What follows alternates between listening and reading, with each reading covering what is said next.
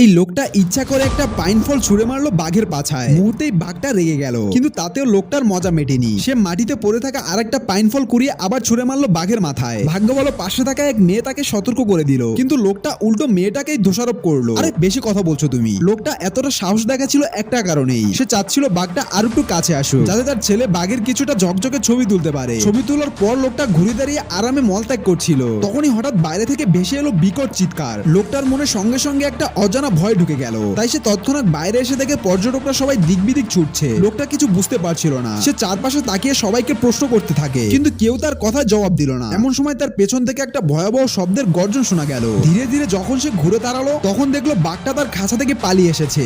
এত কাছ থেকে বাঘটার দাঁত মুখ দেখে লোকটা একেবারে হতবাক হয়ে গেল। তৎক্ষণাৎ সে রেস্কিউ টিমকে ফোন করলো। ফোনের অপর প্রান্ত থেকে তাকে বলা হলো, একদম দাঁড়িয়ে থাকুন, নড়বেন না, আমরা তৎক্ষণাৎ ঘটনাস্থলে চলে আসছি। কিন্তু ততক্ষণে বাঘটা লোকটাকে চিনে ফেলেছে। জীবন মরণের এই ভয়াবহ মুহূর্তে লোকটা প্রাণপণে দৌড় দিল, কিন্তু দুপাকি আর চার পায়ের সঙ্গে পেরে ওঠে